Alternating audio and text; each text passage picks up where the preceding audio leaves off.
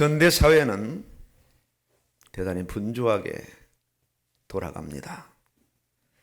직장인은 직장인대로, 또 학생은 학생대로, 사업가는 사업가대로 그 외 다양한 업종에서 다양한 종사자들이 나름 바쁘게 분주하게 일상생활을 감당해 나갑니다. 이런 일상에 길들여지다 보면 어느 때는 자신이 도대체 누구인가? 내가 왜 이 세상에 태어나서 무엇 때문에 이렇게 바쁜 일상으로 살아가야 하는가? 자신의 정체성을 잃어버릴 때가 한두 번이 아닙니다. 자신이 도대체 누구냐? 뭘 위해서 인생을 살아가는가? 돈을 위한 인생인가? 아니면 먹고 사는데 집착한 그런 인생인가? 부모들은 자식들을 위해서 인생 절반이 훌쩍 넘는 그런 연령대까지 있는 힘을 다해서 자녀를 양육하고 학교 보내고 키워나갑니다. 자녀들 또한 그런 부모들을 보면서 자신도 결혼해서 부모와 똑같은 그런 삶을 영위하며 세상을 살아갑니다. 이런 인생이기 때문에 무엇 때문에 세상에 태어나서 무엇을 위해 살다가 죽게 되는가? 죽음 이후에는 어떻게 되는가? 사실상 전혀 알지 못한 채 분주하게 세상을 살아가다가 어느 날 인생을 마치게 됩니다. 오늘 본문 말씀은 웬만한 성도라면 다 암송하고 있는 너무 유명한 말씀 중에 말씀입니다. 저도 설교를 여러 번 했던 기억이 나고 또다시 본문을 집어들고 이 본문에서 하나님이 어떻게 말씀하시는가 고민하지 않을 수 없었습니다. 믿음은 바라는 것들의 실상이요 보이지 않는 것들의 증거니 선진들이어서 증거를 얻었느니라. 믿음이라는 의미는 신앙인들에게 대단히 포괄적인 의미를 담고 있습니다. 믿음의 수준, 믿음의 정도, 그 믿음의 내용이 믿는 사람에 따라 천차만별로 달라지게 되고 달라질 수밖에 없습니다. 사람에 따라서 다양하게 나타납니다. 똑같은 사건을 만나도 어떤 사람은 그 사건을 아무렇지 않게 그냥 넘기는 사람이 있는 반면에 그 사건 앞에 정지해서 묵상하고 어떻게 하든지 그 사건에서 하나님의 뜻을 찾아내고 그 뜻대로 살아가려고 애를 쓰는 사람도 만나보게 됩니다. 어떤 경우에는 믿음의 반응에 있어서 즉각 행동하지 않고 오래 참아야 되는 그런 때가 있어요. 아주 멀리 보고 기다려야 되는 그런 때도 있고 어떤 경우에는 바로 즉각적인 행동을 나타내야 되는 그런 때도 만나게 되고요. 또 어떤 경우에는 철저하게 자기를 남기지 않고 철저하게 자기를 자기를 포기하라는 그런 메시지를 받게 됩니다. 이런 모습 안에 잠재된 믿음의 대상인 하나님을 바라보는 그 심리 상태도 많은 차이를 보게 됩니다. 각자 다르다는 거예요. 오늘 이 시간 똑같은 장소에서 똑같은 설교를 들어도 각자 듣는 분의 심리에 따라 상태에 따라 믿음의 정도에 따라 다 각기 다른 방향으로 말씀을 받아들일 수밖에 없는 거예요. 많은 차이를 보게 됩니다. 오늘 말씀에서 믿음의 실상, 믿음의 실상과 믿음의 증거를 특별히 강조하며 말씀하고 계십니다. 믿음은 바라는 것들의 실상이요. 여기서 또 믿음을 붙인다. 믿음은 보이지 않는 것들의 증거니. 하나님이 원하시는 믿음의 실상이 과연 뭘까? 믿음의 실상 속에서 이루어지는 그 증거는 어떤 증거를 하나님께서 원하시는 것일까? 인간에게 믿음의 대상은 하나님밖에 없어요. 인간은 인간에게 믿음의 대상이 될 수가 없습니다. 왜냐? 인간은 사실상 자신 하나 간수하고 자신 하나 지켜나가기도 사실상 버거운 존재거든요. 오직 인간이 바라봐야 할 믿음의 대상은 인간을 창조하신 하나님 한 분밖에 계시질 않습니다. 인간이 얻을 믿음의 증거 또한 하나님이 주시는 증거가 유일무이한 증거입니다. 사람에게서 증거를 얻고 한 사람을 실상으로 바라보고 그 사람을 통해 얻어가는 증거는 언젠가는 놓아야 되고 놓지 않아도 소멸될 수밖에 없는 그런 실상들이고 그런 증거들입니다. 아들아, 내가 너를 끝까지 지켜줄게. 부모의 그런 간절한 소원이지만은 어느 순간 부모도 자식을 지킬 수 있는 힘이 없어요. 능력이 없어요. 의식구조가 심해집니다. 자식에게 이제 안내를 받고 보호를 받고 그것도 모자라서 요양원에 위탁을 해야 되는 그런 실상이 바로 인간들의 실상이에요. 믿음의 대상, 믿음의 실상, 믿음의 증거는 오직 하나님 한 분밖에 안 계셔. 이 믿음의 정의가 가장 정확한 믿음의 정의가 됩니다.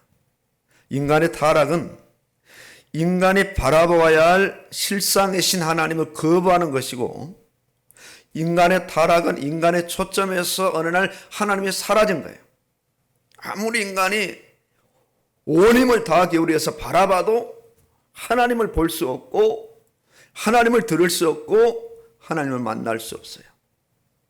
완전 인간의 초점에서 하나님이 보이지 않습니다. 사라졌어요. 안 계셔요. 하나님의 말씀을 거부함으로 인간의 영은 죽게 되었어요. 정령 죽으리라는 그 말씀 그대로 하나님을 거부하고 말씀을 거부하는 순간 인간의 영은 죽었습니다. 이후 인간은 모든 실상과 모든 증거를 자기 자신에게 맞춰 나갑니다. 자기가 실상이고 자신이 증거입니다. 자기 자신이 인생의 주인공이며 자기 마음대로 자기 방법대로 세상을 살아갑니다. 어쩔 수 없는 상황에 묶여있기 때문에 다른 사람의 지배를 받지 자신도 그 지배를 받을 수 없는 그런 환경에 처하면 여지없이 지배권을 포기하고 놓아버립니다. 더 이상 지배받지 않아요. 여건만 조성된다면 그 지배는 더 이상 받지 않고 그 지배 속에서 자유하게 돼요. 직장이라는 것은 지배를 받는 사람이 많은 돈이 생겨나면 더 이상 직장의 지배를 받지 않거든요. 사직을 하고 더 이상 직장에 관할해서 지배받지 않고 자유를 누려요. 인간이죠. 지구상의 모든 인간들을 보십시오. 얼마나 자기중심적이고 이기적인가요? 이런 죄인들의 특성은 너나 할 것 없이 하나님을 인정하지 않습니다. 하나님을 믿는다고 해도 자기 소원 성취, 자기 만족을 위해서 믿는 경우가 허다합니다. 자기의 소원 성취와 자기 만족과 자기 행복을 위해 모든 것을 동원하되 거기에 하나님까지 동원해요. 믿음은 자기가 바라는 것들의 실상이며 믿음은 자기가 원하는 것들의 실질적인 증거가 되는 거예요.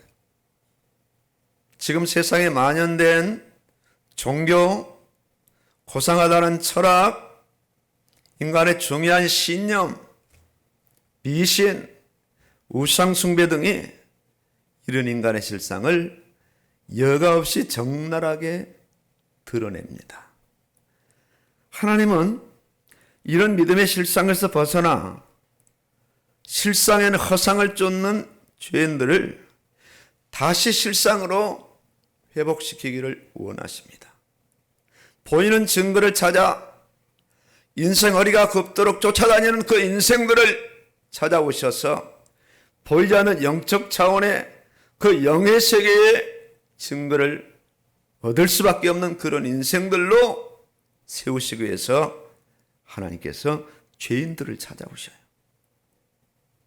가짜가 아닌 진짜, 짝퉁이 아닌 명품, 거짓이 아닌 실제, 인간 중심이 아닌 하나님 중심, 육신 중심이 아닌 영혼 중심, 세상 중심이 아닌 영원한 나라 천국 중심으로 이렇게 실상의 중요한 그 실상을 붙잡고 그 증거를 얻기 위해서 달려갈 수 있는 그런 인생으로 하나님께서는 세우기를 원하시고 그런 인생으로 세우시기 위해서 하나님이 이 땅까지 찾아오신 거예요.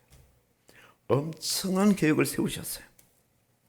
이것이 죄인들에게는 반드시 들어야 돼요. 성경은 늘 이 말씀을 복음은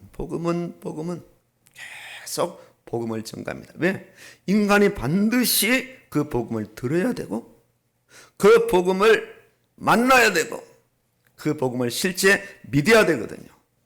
왜냐하면 그 복음은 복음 중에 복음이니까, 실상 중에 실상이니까, 증거 중에 증거니까, 믿음 중에 본질적인 믿음이기 때문에 반드시 이 땅을 살아가는 인생이라면 그 복음을 만나야 됩니다.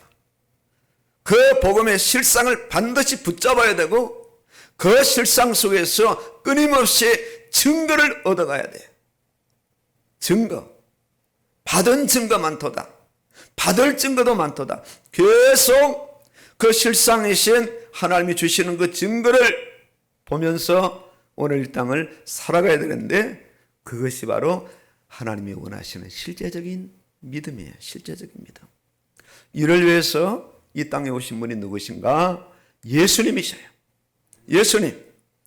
복음의 본질이신 하나님이 육신을 입으셨고 믿음의 실상이신 하나님이 신성의 본질을 육신 안에 감추시고 세상에 오신 거예요.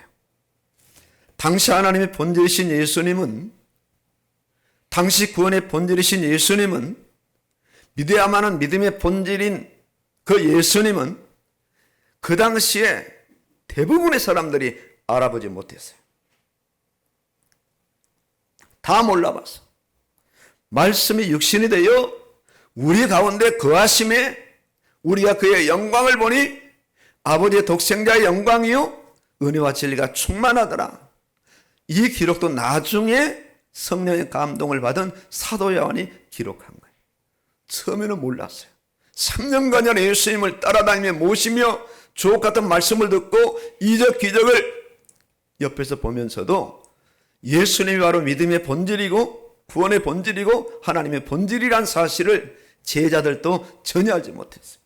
당시의 유대인들은 집단적으로 유대교회가 엄청난 세력을 동원해서 예수님을 핍박했어요. 초대교회를 핍박했어요. 그 핍박은 지금까지도 이루어지고 있습니다. 지금까지도. 저 중동 나라에 예수 믿으면 제대로 살 수 없을 만큼 핍박을 가하거든요. 지금까지 끊이지 않고 계속 이어지고 있었어요. 그 안에 생명이 있었으니 그 생명은 사람들의 빛이란 말이에요. 자기 땅이 오매 자기 백성이 영접지 아니하였다. 자기 땅에 왔지만 자기 백성들이, 이스라엘 백성들이 그 하나님의 본질, 구원의 본질, 믿음의 본질이신 예수님을 믿지 않았어요. 거부했어요. 핍박했어요. 오히려 십자가에 내어주었어요. 빛이 어둠에 비치되 어둠이 깨닫지 못하더라. 철저하게 냉대를 당했고 무시를 당했으며 무자비한 핍박과 모욕을 당하였어요. 본질과 실상을 모르는 죄인들을 위해서 하나님은 그럼에도 불구하고 계속 말씀을 선포하셨어요. 창세기부터 계시록까지 믿음의 실상이요 믿음의 증거이신 예수님에 관한 말씀대로 그 말씀으로 꽉 채워져 있어요. 구약 전체는 본질의 실상이신 오실 메시아에 대한 예언적인 메시지였어요. 이런 메시아가 때가 되면 오실 것이다. 반드시 오실 것이다. 아예 지명까지 유대 땅 베들레헴에 오실 것이다. 어떻게 오실 것인가, 어떻게 살 것인가, 어떻게 죽으실 것인가, 어떻게 살아날 것인가에 대한 그런 부분들을 60권 성경 안에 가득 채웠는데 구약에는 예언하셨어요. 오실 것이다. 신약의 말씀을 첫 장을 읽으시면 아시겠지만 아브라함과 다윗의 자손 예수 그리스도의 세계라. 예수 그리스도의 세계라. 그분의 출생, 그분의 성장, 그분의 사역, 그분의 십자가 죽음과 부활, 승천과 성령 강림, 다시 오시는 재림까지 다 말씀하고 계세요. 마지막 계시록 22장 20절에는 이것들을 증언하신 이가 이르시되 내가 진실로 속히 오리라. 예수님이 다시 오시겠다는 거예요. 올라가신 모습 그대로 오시겠다는 거예요. 그때 아멘 주 예수여 오시옵소서. 바로 마지막 절에 주 예수의 은혜가 모든 자들에게 있을지어다. 아멘. 그렇게 성경은 끝을 맺습니다. 그렇기 때문에 믿음은 이 본질에 집중해야 되고 이 본질에 충실해야 돼요. 믿음의 본질은 예수님께 집중해야 되고 그 예수님을 통해서 나오는 그 말씀에 집중해야 돼요. 믿는 자의 초점이 자신이 추구하고 자신이 바라는 과정에 집중해서는 안 된다. 자신이 원하는 것을 이루기 위해서 믿음의 본질이신 하나님을 이용하는 그런 믿음이 이제는 소멸되어야 된다는 거예요. 중요한 것은 믿음의 이 본질 실상 믿음의 근원입니다. 히브리서 11장은 믿음장으로 불리는데 11장에 기록된 믿음의 사람들은 믿음의 형식이나 믿음의 허상을 쫓는 사람들이 아니라 믿음의 실상, 그 실상에 쓰여지는 증거 중의 증거를 쫓아갔던 사람, 얻었던 사람들, 선진들이 이로써 증거를 얻었느니라. 믿음이 바라는 것들의 실상이 되었다는 거예요. 자신의 믿음과 실상과 비교해 보니까 이질감이 없었다는 거예요.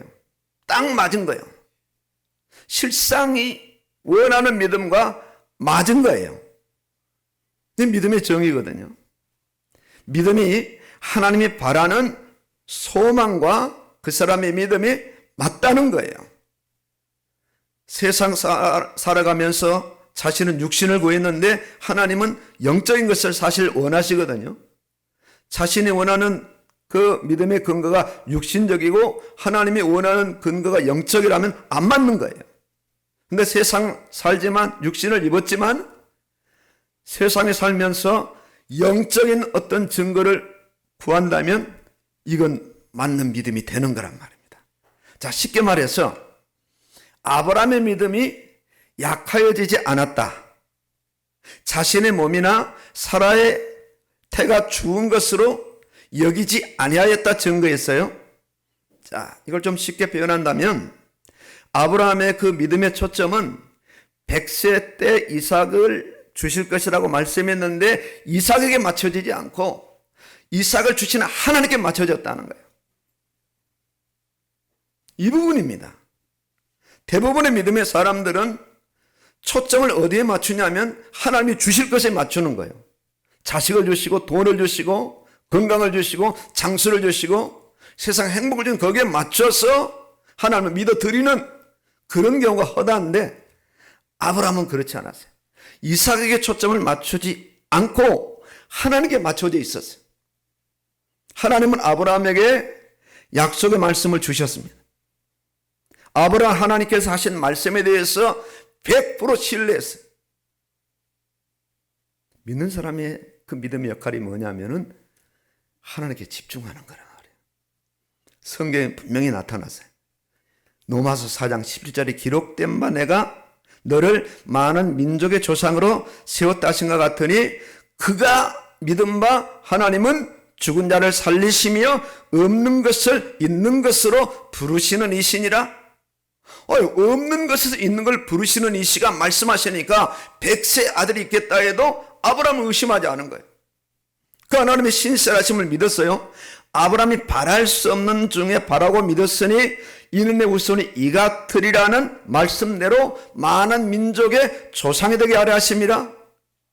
그가 100세나 되어 자기 몸이 죽은 것 같고 사라의 태가 죽은 것 같음을 알고도 믿음이 약하여지지 아니하고 믿음이 없어 하나님의 약속을 의심하지 아니하고 믿음으로 견고하여져서 하나님께 영광을 돌리니 약속하신 것을 또한 능히 이루실 줄을 확신하였으니, 약속하신 그것을 능히 이루실 줄을 확신하였으니 그러므로 그것이 그에게 의로 여겨졌느니라.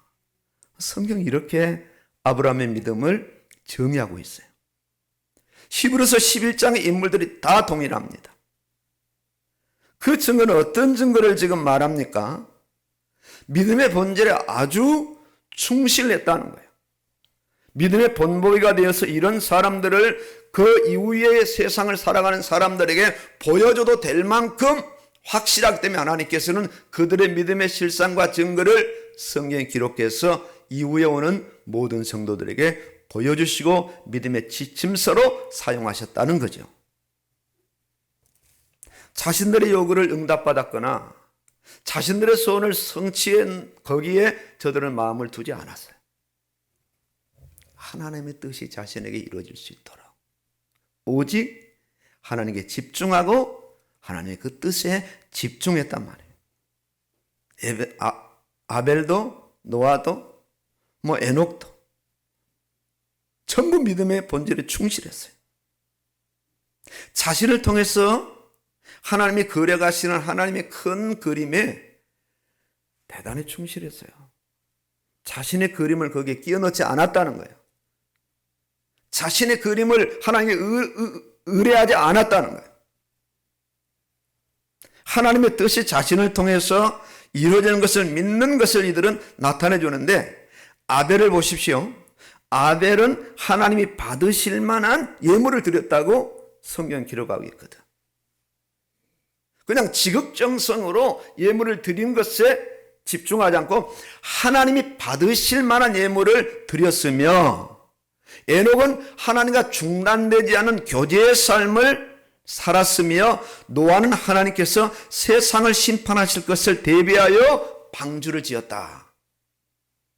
자신의 삶만 보면, 세상에 살아가는 인생만 보면 방주가 전혀 필요하지 않는데 하나님 어느 날 찾아오셔서 노아에게 방주를 지으라 말씀하셨을 때에 노아는 두말하지 않고 그 긴 세월 동안 방주를 지어 나갔어요.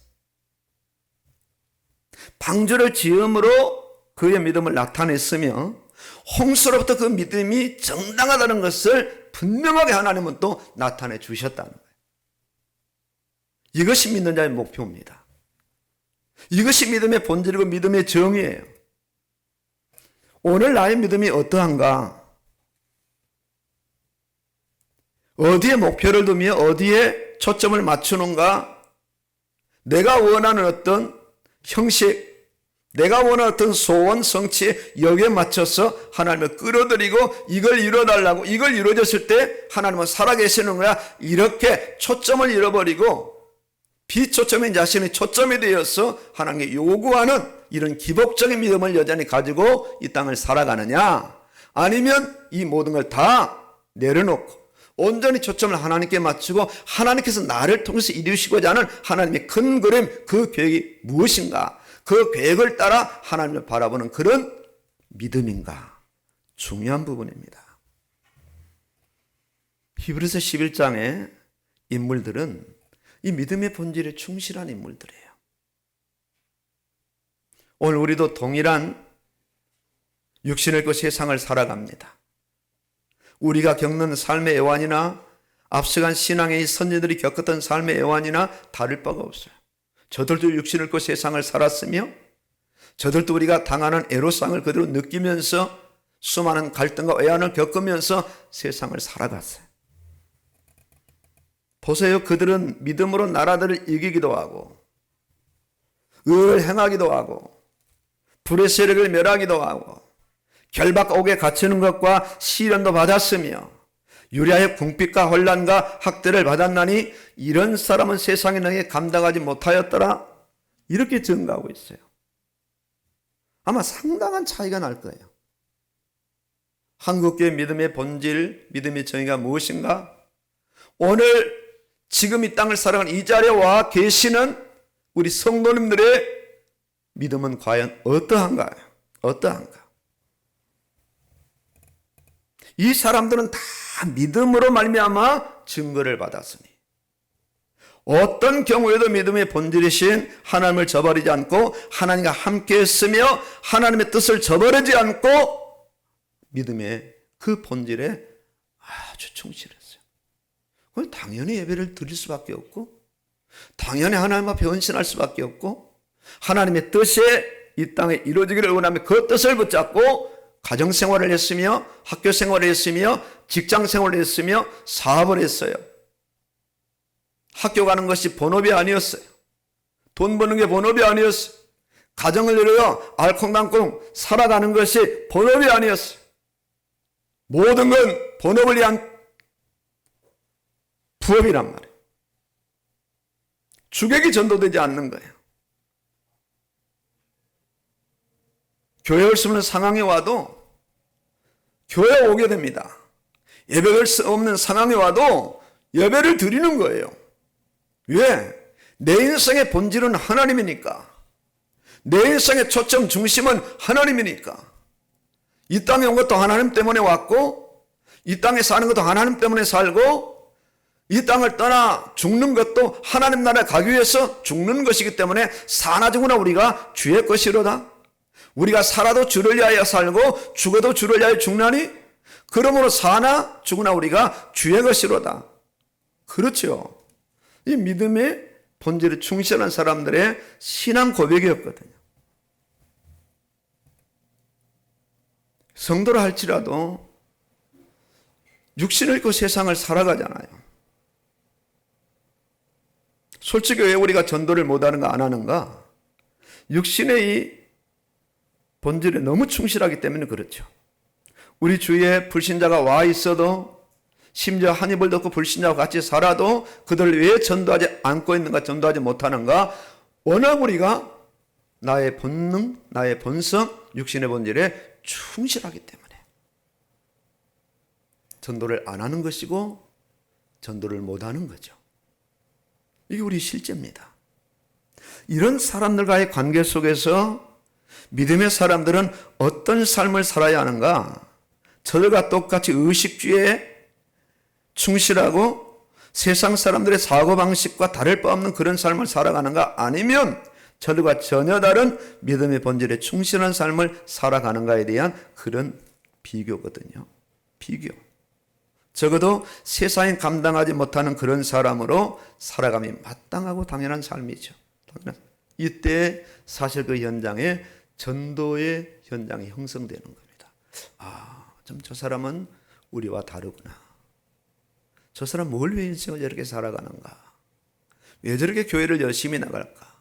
왜 이렇게 이번 일에 이렇게 분명 분쟁이 있고 싸움이 있는데 그 분쟁과 싸움을 피해서 저렇게 나아갈까? 세상 사람들은 그런 기독자들을 주목할 수밖에 없지요. 많은 이익이 돌아와도 예배 한 시간 포기하지 않기 위해서 그 이익을 아무렇지 않게 거부할 수 있는 그 사람을 세상 사람들은 주목을 해요. 다르구나. 돈보다 귀한 게 있나? 교회가 뭐가 그렇게 해서 교회를 그렇게 열심히 다니고 그렇게 살아갈까? 자신과 차별화된 그런 성도를 세상은 주목하기 시작합니다. 주목하기 시작해요. 믿는 자들을 통해서 세상 사람들이 하나님을 알아야 하고 하나님을 만나야 돼요. 평생 함께 살아도 불신자를 전도할 수 없다면 나의 믿음은 어디에 가까운 믿음인가? 하나님의 본질에 가까운 믿음인가? 아니면 형식과 이 세상에 맞춰진 그런 믿음인가? 충분히 분별할 수 있겠죠. 분별할 수 있겠죠. 히브리서 11장의 인물들처럼 이렇게 살아간다면 세상과는 완전 차별화가 되거든요. 그러다 학교를 그만두고 직장을 그만두고 산속에 들어가는 살아가는 그런 삶은 아니거든요. 똑같이 직장생활, 학교생활을 하면서도 믿음의 손해가 났을 때, 예배의 손해가 났을 때는 세상 모든 것 그대로 놔버리는 그런 삶을 살아가는 사람, 이런 사람들을 통해서 세상은 자극을 받고 도전을 받고 영향력이 미쳐지고 실제 전도가 되어지는 거죠. 오늘 나의 믿음은 뭘 보고 있느냐 이거죠. 뭘 바라보고 있느냐. 나의 믿음은 무엇을 움켜잡고 있느냐 이거죠. 나의 믿음은 무엇을 지금 원하고 있는가. 아브라함의 믿음과 자신의 믿음이 동일점을 찾아볼 수 있겠는가. 에녹의 믿음, 아벨의 믿음, 노아의 믿음과 자신의 믿음을 맞물려서 비교해 본다면 과연 나도 노아처럼 방주를 짓고 있는 인생인가? 아벨처럼 정말 예배단 예배를 드리고 있는 인생인가? 아브라함처럼 하나님 말씀하실 때 본토 친척 아비 집을 떠날 수 있고 백세난 아들을 독자 이삭을 달라 해도 그대로 번대로 드릴 수 있는 그런 믿음을 소유하고 살아가고 있는가? 작은 차이라면 참 고무적이지만 비교할 수 없는 너무 큰 차이라면 우리는 절망할 수밖에 없고 안타까움을 표명할 수밖에 없는 거죠. 그리스도인이라면 이 믿음의 본질에 충실해야 돼요. 이 믿음의 본질에. 그 본질에 계속 접근해가며 근제가며 살아야 할 그런 사람들이 오늘 이 시간 이 자리에 나와 계신 우리 성도님들이에요. 여전히 세상 살기에 분주하고 세상 살기에 몰두하며 여기에 부족한 것들을 채우기에 열심내는 그런 삶을 살아가는 그런 류의 사람들이 결코 아닌 거예요. 적어도 히브리서 11장의 인물의 그 대열에 합류해야 되는 그 클럽에 들어가야 되는 사람들이 바로 오늘 여기 모이신 성도님들인 거예요. 저를 포함해서. 믿음은 바라는 것들의 실상이요 보이지 않는 것들의 증거니 그 실상을 향해 믿음의 걸음을 한 발짝 한 발짝 걸어가는 사람들이란 말이에요. 이를 위해서 십자가 복음의 가치관이 자신의 인생 기반 가치관으로 그 누구도 흔들 수 없고 무너뜨릴 수 없는 그런 기반으로 굳건하게 세워져 있는 사람, 있어야 되는 사람이 누군가? 오늘 여기 모인 저와 우리 성도님들인 거예요. 누가 와도 건드려도 안 되는 거예요. 흔들리지 않아요. 뭐 시몬스 침대가 흔들리지 않는다고 하는데 그 침대 흔들립니다. 유일하게 흔들리지 않는 한 근거가 있다면 그 근거는 뭐냐? 십자가 복음의 기반이란 말입니다. 바람이 불어도 태풍이 와도 홍수가 와도 창수가 와도 어떤 세상의 도전이 와도 그 기반만은 흔들리지 않아요. 없어지지 않아요. 그 든든한 기반 위에 서서 우리가 세상을 살아야 되고 가정생활을 영위해야 되는 거죠. 좀 쉬운 편으로 예수 믿기 위해서 세상을 살아가는 사람들. 너무 숨 막힙니까? 그런 삶은 어떻게 살아요 도대체? 예수 믿기 위해서 세상을 살아간다? 그런즉 너희가 먹든지 마시든지 무엇을 하든지 다 하나님의 영광을 위하여 하라. 좀 더 나가서 우리가 살아도 주를 위하여 살고 죽어도 주를 위하여 죽나니 그러므로 사나 죽으나 우리가 주의 것이로다. 이런 고백을 한 사람들은 누구며 우리는 왜 그런 고백을 할 수 없는 사람들인가? 안타깝죠. 세상 일 다 하고 오늘 시간이 남으니까 오늘 좀 교회 한번 가볼까? 이런 사람들이 아니라는 거죠. 아이, 설거지하고 세탁기에 빨래하고 뭐 하다 보니까 아우, 깜빡 잊어버렸네, 교회 가는 걸. 이런 사람들이 아니에요. 적어도 토요일만 되면 내일 주일날 교회 갈 일을 향해서 모든 것들을 재정비하고 정돈하면서 주일 예배에 거리끼는 것들을 다 잠재울 수 있는 그런 사람들이 오늘 적어도 여기 앉아 예배드리는 우리 성도님들인 거예요.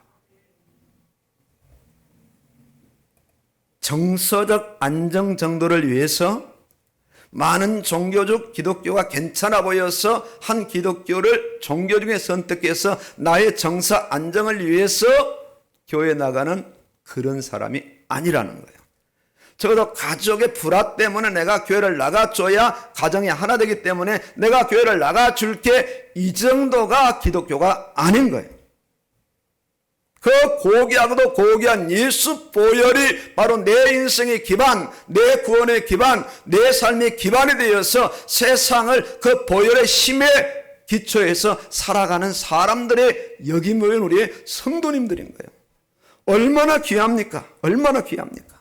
천지를 창조하신 하나님의 자녀가 된 사람들입니다. 세상 사람들은 인정하지 않아도 몰라줘도 오히려 세상 사람들은 교회를 핍박해도 그것과 전혀 상관없이 세상을 창조하신 창조주 하나님의 그 자녀가 된 사람들이 바로 오늘 여기 모이신 성도님들인 거예요. 얼마나 대단합니까? 너무 대단해서 보이지 않고 들리지 않을 뿐이지. 늘 성령이 함께 하셔서 동행하는 에녹 같은 사람들이며 장차 가야 할 천국이 이미 확실하게 예비된 백성들이며 이 땅에서 나를 향한 아버지 하나님의 뜻을 실현하기 위해서 살아가는 그런 사람들. 와, 대단합니다. 엄청납니다. 이런 사람이 되었다면 받은 복은 어떤 사람의 이성이나 계산으로 할 수 없는 거예요. 세상의 계산기로는 이런 복을 계산할 수 없어요. 사람의 이성으로는 이런 복을 가늠조차가 안 되는 거예요. 너무 커서, 너무 방대하고, 너무 위대하고, 너무 어마어마해서. 그래서 이 눈에 아무든가 안 입어도 금생과 내세의 복을 차고 넘치도록 받은 그런 사람들이에요. 이런 사람들에게 주님이 원하시는 믿음이 있는 거라 말이에요. 이런 사람들에게 하나님께서 믿음을 요구하시는 거예요. 본질적인 믿음, 그 핵심적인 믿음, 흐르지 않고 빗나가지 않는 것, 초점이 확실한 하나님께 초점을 떡 맞추고 하나님의 말씀에 맞추어서 하나님의 그 뜻이 이 땅에 이루어지기 위해서 이 땅을 살아가는 그런 믿음의 본질적인 그 부분을 회복하고 세상을 살아가는 그런 사람들. 이런 사람들이기 때문에 하나님이 원하시는 믿음이 있다는 거예요. 너는 내 아들이라, 내 백성이라, 아예 내 손바닥에 새겼다는 거죠. 그 믿음이 바로 히브리서 11장의 믿음. 형식이 아닌 본질적인 믿음으로, 허상이 아닌 실상의 믿음으로, 거짓이 아닌 사실 실제적인 믿음으로 세워져야 돼요. 이런 믿음을 세우시기 위해서 예수님이 오셨으며 이런 믿음으로 세우시기 위해서 예수님이 십자가에 죽으신 것이요, 이런 믿음으로 세우시기 위해서 3일 만에 부활하사 각자 인생길에 찾아오셔서 개체개별적 한 분 한 분 독립적으로 인격적으로 성령께서 만나주신 거예요.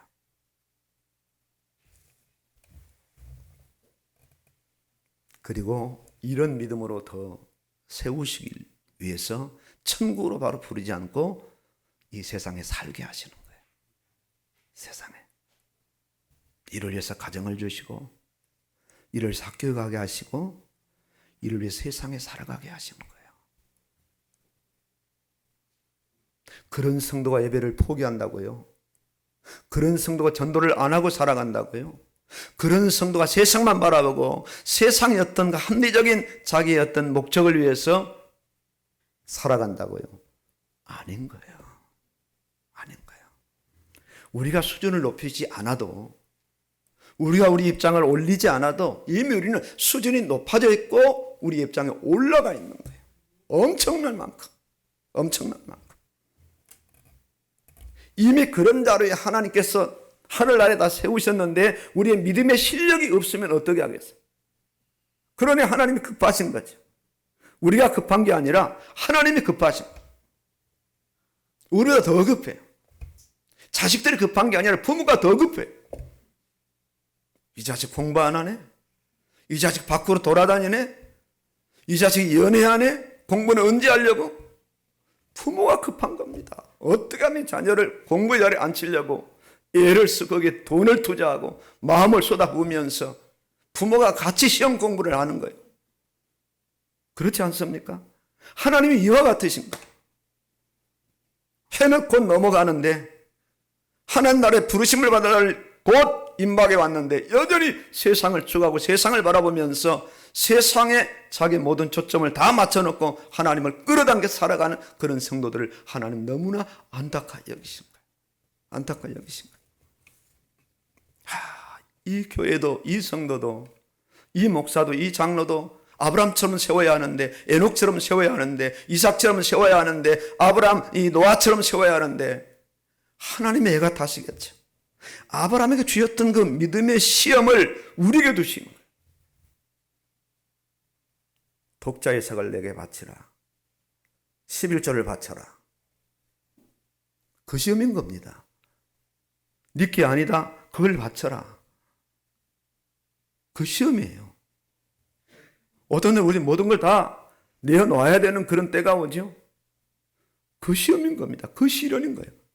그런 동일한 시험들이 지금 이 시대에 하나님께서 맏아들을 번제로 갖다 드리려 하면 되겠습니까? 안 되니까 다른 영역으로 하나님은 시험하시는 거예요. 그런 시련을 주시는 거예요. 방주를 지어라. 우리가 방주 지으라고 좀 말씀하시는 거예요. 방주 짓고 방주 안으로 들어가라. 예수 믿고 예수 안으로 들어가라. 동일한 의미가 되는 거죠. 동일한 의미가. 그래서 적어도 예수 믿는 사람이라면요, 모든 초점을 하나님께 맞추는 그런 믿음으로 세워가는 이 세상의 훈련장이요, 실습장이 된 거예요.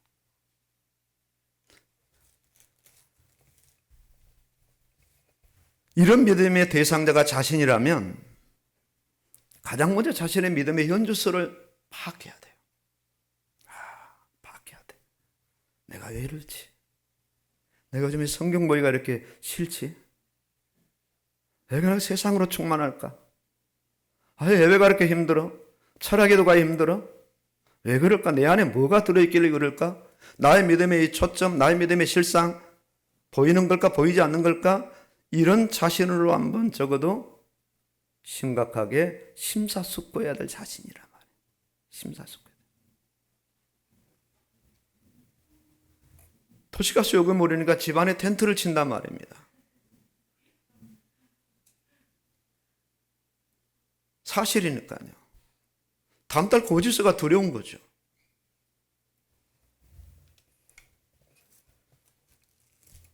내 안에 너무나 강력한 자아가 시퍼렇게 살아있음을 다른 사람은 인정하지 않는다 할지라도 자신만은 인정하셔야 되거든요. 바울은 고백하잖아요. 로마서 1장. 오라 나는 곤고한 사람이로다. 누가 이 사망 없어 나를 건져내랴. 죽을 날이 임박한 바울이, 그렇게 믿음이 청청한 바울이 그런 고백을 했어요. 바울도 그런 의식들이 자기 안에 살아가지고 끊임없이 올라왔다는 거죠. 예루살렘 올라가면 안 된다. 올라가면 죽는다. 너 이 정도 생각 됐다. 이제 편안하게 여생을 마쳐야지. 이런 육신의 자아의 근거들이 계속 올라올 때 바울은 고백하고 탄식할 수밖에 없었고, 바로 탄식하며 그에 이어지는 이음이 뭡니까? 우리 주 예수 그리스도, 주여 저를 살릴 분은 주님밖에 없습니다. 바로 연결시켜. 아주 믿음의 걸음을 걷지 못하도록 육신의 정욕, 안목의 정욕, 이생의 자랑이 끈적끈적하고 아주 강력한 자석같이 끌어당기거든요. 끌어당겨. 이 강한 자가 어디에 못 박혀야 되느냐? 예수 그리스도 십자가에 못 박혀야 돼. 내가 그리스도와 함께 십자가에 못 박혔나니 그런되기 전은 내가 산 것이 아니요 내 안에 그리스도께서 사시는 것이라. 그리스도가 자기 안에 사심이 실제로 인식될 수밖에 없도록요. 인식될 수밖에 없도록. 날마다 갈라디아서 2장 20절에 신앙을 고백해야만 이 땅을 살아가는 겁니다. 날마다. 오라 나는 공고한 사람이구나. 이 사망의 몸에서 누가 나를 건져낼 수 있느냐. 로마서 6장 12절로 13절 말씀처럼 그러므로 죄가 너희 몸을 지배하지 못하게 하여 몸의 사익에 순종하지 말고 또한 너희 지체를 불의의 무기로 죄에게 내주지 말고 오직 너희 자신을 죽은 자 가운데서 다시 살아난 자 같이 하나님께 드리며 너희 지체를 의의 무기로 하나님께 드리라. 분명하죠? 이 싸움이 부단한 믿음의 선한 싸움인 거예요. 자신 안에 육신의 영역과 영의 영역이 부딪힐 때마다 예수님을 찾고 자신 안에 성령을 인식하며 십자가 복음 안으로 들어가서 이때마다 믿음의 고백을 해야 돼요. 주여 나를 도와 주시옵소서. 주여 나를 살려 주시옵소서. 주여 나에게 영적인 힘을 주시옵소서. 2023년도 한 해 동안에도 믿음으로 굳건하게 서게 하시고 내가 부여한 기록한 전도 대상자들에게 접근해서 그들을 사랑하고 섬기며 그들을 반드시 주님 안으로 들어가게 할 수 있도록 저에게 전도의 힘을 더하여 주시옵소서. 이렇게 막 간구하고 기도할 수밖에 없는, 새벽 기도할 때마다 전도 대상자들만 사무쳐서 기도가 되어질 수밖에 없는, 주님은 어떻게 저들에게 접근해서 저들의 그 자아를 깨뜨리고 저들 주님 앞으로 끌고 올 수 있습니까? 제 힘으로 안 되는 주님이 개입하셔서 문을 열어주시고 마음을 열어주시옵소서. 이렇게 기도할 수밖에 없는 그런 성도로 세워져야 되는 거예요. 이를 위해서 예배가 필요하고, 이를 위해서 기도가 필요하고, 이를 위해서 새벽 강단, 새벽 재단이 필요하고, 이를 위해서 금요 기도가 필요한 거예요. 기도할 때 기도하지 않고, 예배드릴 때 예배드리지 않고, 그냥 세상 밥 먹을 때는 밥 먹고, 잠잘 때 잠자고, 이렇게 살아가는 삶으로서 어떻게 믿음의 본질에 접근할 수 있겠습니까? 접근할 수 없는 거예요. 접근할 수 없는 거예요. 여기 우리는 생을 걸어야 되겠죠. 예배의 생을 걸고 말씀에 내 심령을 장악하도록 말씀 앞에 서며 끊임없이 기도의 무릎을 꿇으며 영혼권의 힘을 기울일 때 나의 믿음은 서서히 본질에 가까워지는 거예요. 그때그때마다 믿음의 매듭을 짓고 또 지으면서 믿음의 큰 산에 오르고 믿음의 정상에 서게 되는 거죠. 어쩌면 히브리서 11장에 그런 믿음의 사람들의 이름을 지금도 하나님은 계속 기록하고 계시는 거예요. 계속. 그래서 예배와 말씀을 통해서 자신의 믿음의 상태를 끊임없이 진단받고 삶의 다양한 문제와 사건을 통해 믿음의 근력을 강화해 나가는 거예요. 자기 안에 육신의 정욕, 자아의 정욕이 막 일어날 때 안 돼, 나는 믿음으로 살아야 돼, 내가 이러니까 더 나는 주님께 가까이 가서 예배를 드려야 돼, 나는 기도해야 돼 하고 자기 자아를 부정하고 그때그때 설 때마다 믿음의 근육이 세워지고 믿음의 근력이 회복되면서 믿음의 그 영적 부분들이 자신 안에서 끝없이 활성화되어 가는 거예요. 먹으면 먹는 만큼 배부르고 힘이 나는 것처럼 그렇게 되어지지 않겠어요? 믿음의 실력, 믿음의 근력, 믿음의 능력을 계속 자신 안에 누가 싸워주지 않습니다. 자신이 싸워야 되고 자신이 쌓아가야 되는 거예요. 옆에 사는 사람이 대신 싸워줄 수 없어요. 세워줄 수 없단 말입니다. 자신이 하셔야 된다. 그래서 믿음의 길에는 왕도가 없어요. 아브라함이나 노아나 믿음의 선질들도 이 반복되는 믿음의 시련을 통해서 저들의 믿음이 하나님의 본질에 가까워졌어요. 노아 보세요. 홍수 끝나고 믿음이 다 풀어지니까 포도주 취해가지고 벌레벗고 누워있는 사람이 노아였어요. 우리도 동일한 사람들인 거예요. 어느 순간 내가 결단하고 믿음 앞에 섰지만 어느 순간 이렇게 다시 옛날로 돌아가는 고무줄 현상이 나올 수밖에 없는 우리 자신들이기 때문에 끊임없이 우리는 주님을 바라보고 부르고 의지하면서 십자가 보험 앞에 서서 예배 앞에 부름을 받고 말씀 앞에 겸손히 무릎 꿇고 말씀을 읽고 기도하면서 이 땅을 살아갈 때 서서히 믿음의 영역과 믿음의 근력과 믿음의 활력으로 세워져서 어느 순간라도 세상이 감당할 수 없는 그런 믿음의 사람으로 세워지는 거예요. 승리하시기를 주의 이름으로 축원합니다. 아멘입니다.